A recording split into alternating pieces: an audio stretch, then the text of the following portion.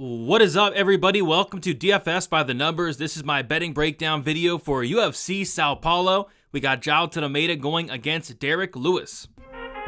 I need all the wins, yeah. All that and all that is. You better move, you might get knocked out. Knocked out. You better move, you might get knocked out. Knocked out. You better move, you might get knocked out. Knocked out. And we are back for another betting breakdown video. This week we are in Brazil. We're in Sao Paulo breaking down a card that has kind of fallen apart over the past couple hours. We had the weigh-ins early this morning, and we did lose two fights, almost three fights. We had 3 or 4 fighters miss weight, but we lost the Ismael Bonfim Vince Pichel fight, and then we lost the Victor Hugo Daniel Marcos fight. So 2 really good fights off the board. We are now down to 11 fights. And yeah, this was a week where originally I thought I'd have a lot more action than I do. I still have a decent amount of bets. I do have 7 units on the line, 10 bets as a whole. Do have a couple parlays as well. It's another one of those juiced cards. So yeah, looking forward to it. Looking forward to making some money. Before we get into it, if you guys can please do me a favor, leave a like on the video, subscribe to the channel if you have not already, and I'll be going live for best bets Saturday afternoon, so make sure you are subscribed to not miss out on that. We got Blood Money, Narco Cop coming on. Should be a very fun best bet show there. All right. With all that out of the way, I say we get right into it here, and we're going to start with the first fight on the card. We got Mark Diakese going against Caio Fernandez. This is going to be my first bet of the card. I do have 1.5 units on Mark Diakese at minus 139. Really weird line movement on this one. So Diakese opened at minus 175. He was hanging around there for a while, and then all of a sudden, a ton of money started coming in on Caio Fernandez, and Diakese got as low as like minus 115, minus 120 at one point. And then it started going back the other way. I then jumped on at minus 139, and now we see Diakese around the minus 180, minus 190 range here. So money as of late has been coming in on Mark Diakese, and I do like Diakese here a decent amount. I think he should be a bigger favorite. I feel like if Fernandez does win this fight, it's going to be like a club and sub in the first round. Fernandez is dangerous. He is a slick grappler, but the one fight I did see him get extended outside the first round, he didn't have really a ton left, and his takedown defense did not look that great. So Diakese, I actually think is going to have the striking advantage here. I think he's going to have more variety on the feet. I think he's going to be the minute winner on the feet. And then in terms of the wrestling, I think it's all in favor of Diakese. His wrestling's really good. He can wrestle for 15 minutes, and his cardio is really good as well. On top of that, he's fought the much better competition, and this is the debut of Caio Fernandez. So it's always hard to trust Diakese a ton because, he has been finished 3 times, the majority of those coming by club and sub, and that is kind of how I see Fernandez winning the fight. But if not, if this fight does get extended, I think it does favor Mark Diakese. So 1.5 units on Diakese to kick off the night at minus 139. Beat some line movement there. We'll see what happens. Next, we got Eduardo Mara going against Montserrat Ruiz. Mara is one of the couple fighters that did miss weight. She weighed in, I think, like 119. So pretty big weight miss for Mara. Mara is currently, on some books, she's the biggest favorite on the card. I see Bet Rivers, she's minus 715. And yeah, I mean, it's not a fair matchup to begin with. And on top of that, she missed weight.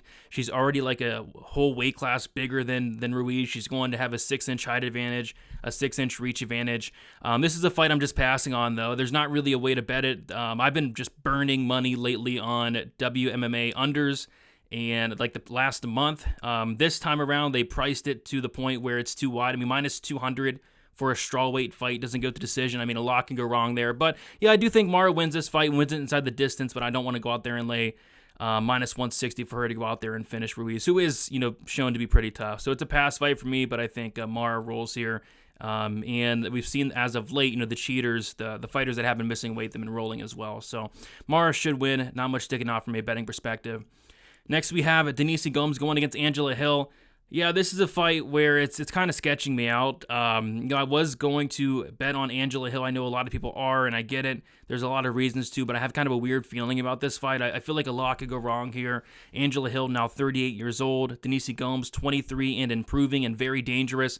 Denise Gomes has all the finishing upside in this matchup, and she hits very, very hard for a strawweight.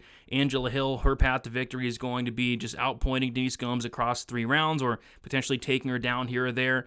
Angela Hill has never been knocked out. I do like that for her, but she has been hurt in a couple of her last fights. Lamos hurt her, knocked her down. We saw Mackenzie Dern knocked her down as well, not the best look. So I lean Hill here at a dog price tag, but I have a bad feeling about this fight. And I'm just going to stay away. So give me Hill as far as a pick, but I can't quite get there, although the plus money is tempting. Next, we got Vitor Petrino going against Modestas Bukauskas. Like I said before the show started, I do have 2 parlays this week, and Vitor Petrino is going to be a parlay piece for me. I'll talk about the 2 parlays at the end of the video. But yeah, I like Vitor Petrino as a parlay piece this week. I did parlay him at minus 245, so not getting the best price out there. I actually thought some money was going to come in on Bukauskas, but that doesn't really seem to be likely to happen here. Petrino, I think his money line is going to continue getting blown out by the looks of it. A lot of money's came in on Petrino the last couple hours here. But yeah, I like Petrino here. I think he has more ways to win this fight. I think on the feet he could obviously knock out Bukauskas, and then I think he has a path to wrestle here as well. You take a look at Petrino's fights outside the UFC, all he's doing is really taking guys' heads off. This guy hits like a truck. He's absolutely going to have the power advantage. And then as soon as he got into the UFC, he turned into a wrestler, a very good wrestler, and he's having success doing that. So I just think there's a lot of avenues for Petrino to win this fight. I've never really been too high on Bukauskas, and I'm not sure whether he finishes Bukauskas or not. I kind of lean knockout, but I can also see a decision. And at that point, I kind of like the money line. So parlaying up Vitor Petrino. Don't do a ton of parlays, but he's a parlay piece I don't hate this week. Next, we got Fakhretdinov going against Elias Zaleski dos Santos. Yeah, big favorite here in Fakhretdinov. I think it's rightfully deserved. I think this guy's the real deal. I think on the feet he has power, and then obviously he has incredible wrestling control. He's able to go out there and take guys down and control them for 90% of fights. Zaleski is a step up competition for sure, but Zaleski is 36 years old at this point. His takedown defense is not the best, so I can see Fakhretdinov just taking him down, rinse and repeat, winning enough minutes on the ground. I kind of lean Fakhretdinov by decision. My plus 185, I don't think this is the worst look in the world, but no bet here for me on this fight. Next, we got Elvis Brener going against Kyan Koushy. We got Brener minus 210. Koushy, he is plus 180. And yeah, I'm not touching anything here. I kind of actually lean like an over, I don't know if I go 2.5, but like over 1.5, just because I feel like both these guys are just extremely tough, extremely durable. I kind of think if there's a finish, it's Brener late. I really wanted to see the Brener-Ribovics fight, but Koushy, I actually think this guy is the real deal. I think he's solid, but coming in here on short notice against a guy as tough, as durable as Brener, I think it's kind of a tough ask. So I do like Brener ever so slightly, but I'm not touching anything on this fight here. Next, we got Armen Petrosyan going against Rodolfo Vieira. I do have a couple bets here. I think violence is the best option. I like the under 2.5. I like the fight doesn't go to decision. But the way I played violence is this. So my first bet is on Rodolfo Vieira, wins by first round submission, half a unit, plus 500. And then Rodolfo Vieira, round 2 submission, plus 950 for a quarter unit. And then I also played Petrosyan, round 2 KO, quarter unit, plus 1,000. And then round 3 KO for Petrosyan, a quarter unit, plus 1,600. I think if Vieira wins this fight, I think it's early. The majority of his submissions, all but one, come early in that first or second round. And then as far as Petrosyan, as this fight goes on, it's going to heavily favor him. And I like the fact that it is a striker versus grappler matchup. So I think somebody's getting served here. Vieira is going to have multiple opportunities early against Petrosyan, who has the worst takedown defense in the division. But if Petrosyan is able to survive, extend this fight, I think he finishes Vieira late. So I like violence here, and that's how I'm playing it. Next, we got Kyle Bukauskas going against Abus Magomedov. I have 2 small prop shots here. I got Bukauskas sub 2, quarter unit plus 950, and then Bukauskas sub 3, quarter unit plus 1,700. I think those are very generous numbers considering we just saw him get a second-round submission his last time out, and I thought they would kind of price it a lot worse than they are, so I like these price tags here. I do think Bukauskas loses the first round. I think Magomedov's very good, very talented, but very talented for about 5 minutes. I think he's going to have to finish Bukauskas early on for him to win this fight, and that's going to be much easier said than done. And then once that second round starts, I think Magomedov starts to slow down. I think Bukauskas takes him into deep waters and then submits him in the second or third there. So I like those late finish props for Bukauskas, and they're solid prices as well. I think the Mikel against Mikel, Bukauskas sub 2 is like plus 700. And then here we're getting it at plus 950. So, yeah, I like these late sub props for Bukauskas. That's the only way I'm attacking this one, though. I think this line is a little bit wide, but I can't trust Magomedov to go out there and fight for more than 5 minutes. So, yeah, give me a Bukauskas late sub here.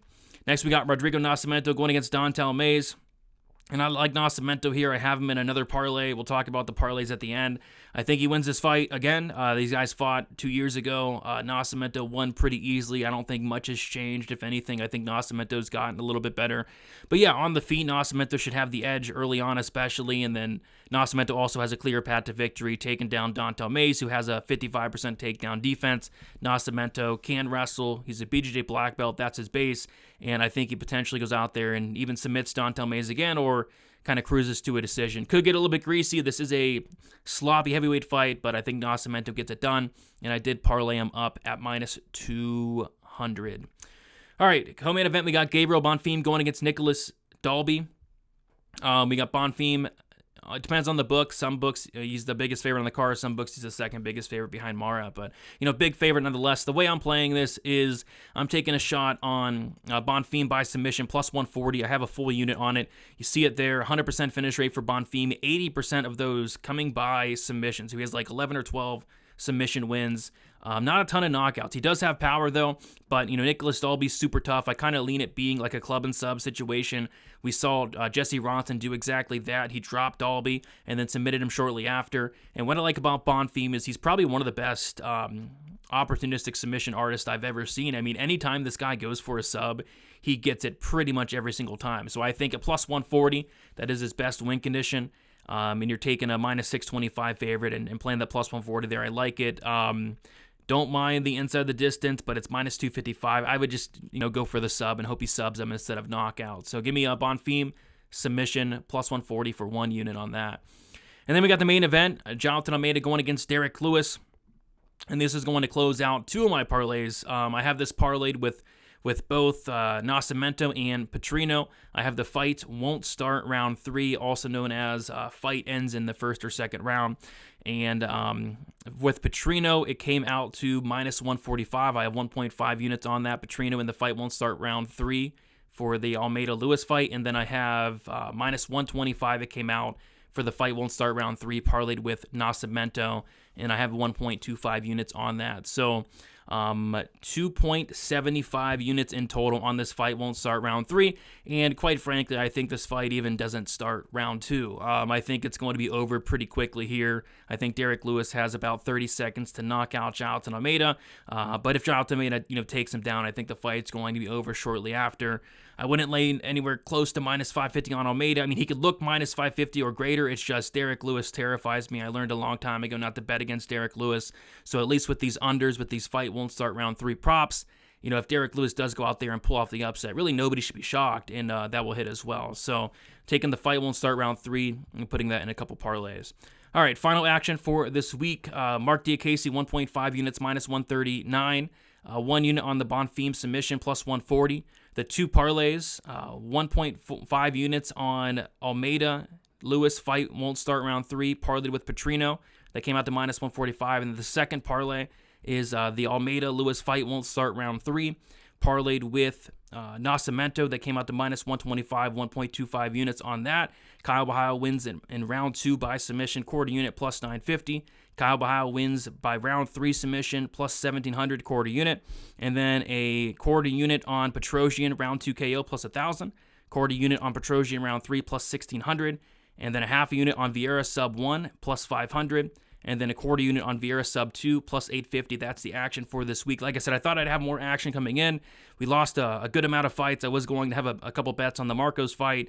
Was going to have a bet on the Ribovics fight as well. But, so we lost a lot of action. But next week we have UFC 295. I think it's a great betting card. I'm almost halfway done taping the card and a lot of spots sticking out already. So I'm going to have a ton of action next week. This week, a decent amount, but we'll see what happens here. Leave a like on your way out. Subscribe to the channel. And best of luck for UFC Sao Paulo. See you guys later.